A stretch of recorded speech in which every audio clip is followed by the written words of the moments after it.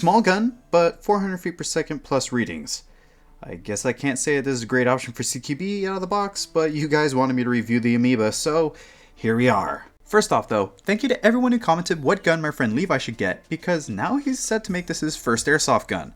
But of course, he wouldn't have even gotten the chance to see it before making up his mind without the assistance of airsoftstation.com. You've heard me say it before, but these are the guys that helped me to get these reviews out, so go check them out with the links in the description. But now let's see if this Ares M4 is worth its $300 price point, starting with the unboxing. And oh boy is it colorful, which is rumored to give Ares guns an extra 15 feet per second.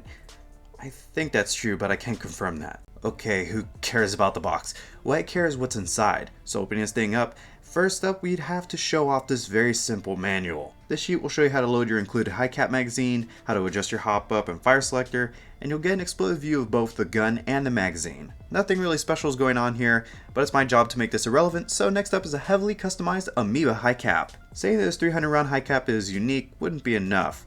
And you've probably seen a few of these out in the wild playing airsoft anyway. It is made of polymer, but you do get a rubber mag assist, and these windows that show off some faux rounds inside. There's a lot of people that love these magazines, but honestly I'm not a big fan of them. They don't seem to feed very well for me. Oddly enough, I use G&G magazines, and they never failed me with this gun, so there's a tip from me. After that we have 3 polymer rail pieces, and later on I found a bag of screws so you can add them to the key mod rail system, which is one thing that this package has over the combat machine we went over a while back. Then after taking these out, we can get to the rifle that's wrapped in a plastic bag, and hey, you also get a jamming rod, which you'll probably never use and forget about somewhere. So onto the AM014. Well, first up I'd say it's pretty light at around 5 pounds even with the CNC aluminum key mod rail and the metal built-in mock suppressor that's capped with a very prominent orange tip. And if you happen to focus on the suppressor's end, you'll see that the tightbore inner barrel goes all the way to the end. This tightbore barrel really does make a difference for the Amoeba series, as owners will tell you. Even though it may be a small rifle, it can really reach out. And during my tests I found 150 foot shots to be quite easy to make. Heading back a little bit though, we have a polymer body that is the main culprit for the slim weight. But this body is not fragile by any means. The polymer is made thick and won't creak on you even when I tried to make it creak and bend. You may not like to hear that it's polymer, but trust me, it won't affect the life of the gun if you're a common player. A good note to keep though is that the rail on the top of the upper receiver is also made of polymer, while the rails in the rail kit are made of metal, and that they wouldn't be exactly monolithic.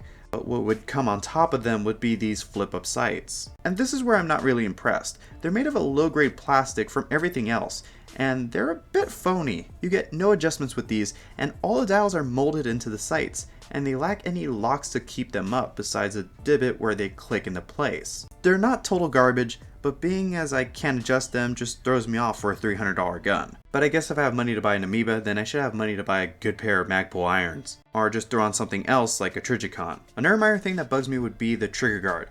I mean, it's great and I love the design, but what if I wanted to swap it out for my own trigger guard? Well, I guess you can, as the trigger guard here is molded to the lower receiver. But whatever, let's move on to the controls, which are to be expected. Right-handed magazine release, which is rather large, so thank you Ares for that. Fire selector on the left side that clicks into place wonderfully, and your hop up is accessed by pulling back the charging handle. But it won't stay back on its own as the bolt release is non-functionable. So you'll just have to hold it back for yourself. But you may have noticed that the hop up adjuster is a bit different from a normal M4. Instead of a wheel, we get a rotary style hop up like on the G36, and with .25s or .28 gram BBs, you'll be using your tightbore efficiently. Next up is the stock. Now with it closed, the rifle comes out to a little over 26 inches, and with it open, the rifle becomes 30.5 inches. This is not enough for me. People seem to love the stock length, but I think it's just a bit too small for me. But this is a personal preference, especially if you've seen that I'm more keen to full stock guns. However, to deploy a stock, just depress the buttons on both sides of the base, then the stock will spring out a bit, so then you can pull it out to the opened point. But don't hold the rifle upwards while doing this, as you might lose the stock altogether and risk looking like a bit of a noob. You can open the stock very easily and rapidly just in case, and I overall like the design, but I would have just added a bit more length to it and maybe made the sling loop a little bigger. It already works, but some other slings out there might not fit. But I guess you could always put a ring through it and clasp your sling onto that. Now for battery storage, you may cringe a bit at first, but if you own small lipo batteries, then you'll love this, because after squeezing the back portion of the buffer tube off, you'll get this small cave to place your battery in. Now if you don't happen to own any lipo batteries like me, then you just might have to tape your existing batteries in place. But if you're going to get this rifle, just get into lipo batteries. You'll save yourself from any struggle, and you'll really get to enjoy my favorite piece of this gun, And that's the trigger. Taking the prize for the best trigger of any AEG I've reviewed is the AM014. Think I'm over exaggerating?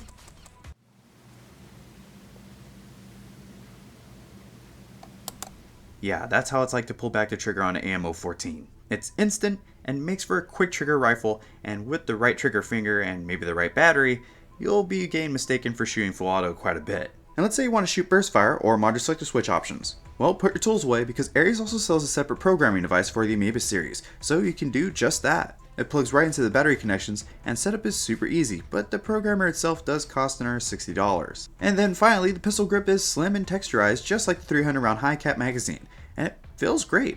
No problems here at all. Overall, it's a great rifle, but it's just not for me. And with 400 feet per second readings, I can't suggest that this is an out-of-the-box CQB monster. But if you just so happen to own an M110 or lower spring, you can unscrew a couple screws, then you can easily switch out the spring inside. But if you don't know what you're doing, then just go see a local tech at a field or arena near you. It'll be easy for them and easy on you. But to conclude this review, we have to look at the facts. It's a rather small M4 with a polymer body, a retractable 2-position stock, and a CNC rail kit. The trigger is amazing, battery space is a bit limited, its range is great, it's easy to run with its low weight, and if anything ever goes down on the inside, then you should feel safe because all the repairs will be done with version 2 parts. With all that, is it worth its asking price? Well, let me know what you think with the comments down below, or tell me your experience with the Amoeba series so people with questions can read what you have to say. And if you're set to get this series for yourself, then be sure to hit up Airsoft Station with the links down below in the description. I'm also going to add a link to the programmer I spoke of earlier there as well. But now, I'm a bit hungry, so I'm going to go take off for a bit.